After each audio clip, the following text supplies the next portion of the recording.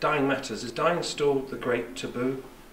I think probably there's some improvement, but largely yes it is. And I think that unfortunately professionals, even those who work in the business, still have that taboo and presume that members of the public don't want to talk about death and dying. But actually we can't escape it, and we can actually have a much better experience if we start to learn to talk about it.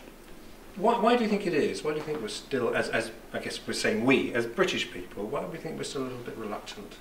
I think we've actually, over the last 100 years, if you like, lost the rituals around death and dying and the things that enabled us to talk about it in a more open way. And I think that although some of that was good, a lot was lost in that. And other cultures definitely still have lots of ritual and celebration around death and remembering our dead. And I think that that's something we're very much trying to bring back, and understand that it's important that we celebrate and recognise the life of the people we've loved, even though they've died. So I think we're very reluctant because there's a lot of pain associated with somebody that we love dying, and so we actually have tended to push it away. And because of the advance in medicine, it's become something that people do in hospital instead of very much part of everyday life and a life cycle. So your day to day here down at the Beehive, is this sort of part of your outreach work? It certainly is, and we've been working hard for several years, not just the hospice but other providers, funeral directors, a whole host of people who've come together to say, let's talk about it, let's try and get it right for each other, for ourselves, for our families. And today's one of several events where we're asking people to come and talk to us about what they want, how they might plan ahead, and how we can help get things right for them at end of life. So when it comes to choices, when it comes to death, what role does the hospice play? Well, we've been trying to give people information and advice about some of the services that are available locally to support the choice that they might have around where they want to be.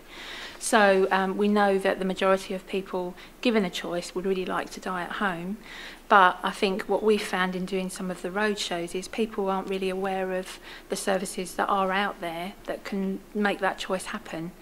And what we try and encourage people to do is set down what they would want exactly and tell their family. And even doing some of the road shows, what we found is, you know, couples have been together for a very long time and they've never had the conversation. So, you know, we've perhaps prompted them by saying, you know, if you had a choice, where would you like to die? And one person has said, well, obviously I want to die at home, and then the other one has responded by saying, but you've never told me that. Why have you never told me that? So it is about helping people realise that they have choices and trying to empower them, because we say you plan for every other area in your life. You plan for childbirth and you plan for your retirement. What's so different about end-of-life care, and why don't we do that planning? And behind you, there's things about the Herringate Wood, and what's that about? What's the role there? Well, we've been working with lots of partner organisations doing the work that we do, and Herringate is just an example of that, really.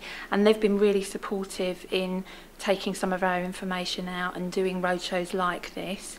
But I think the whole philosophy of the work that we're trying to do by raising awareness around dying matters is not having a vested interest in it, but it's a real community partnership, because we all want to get the message across.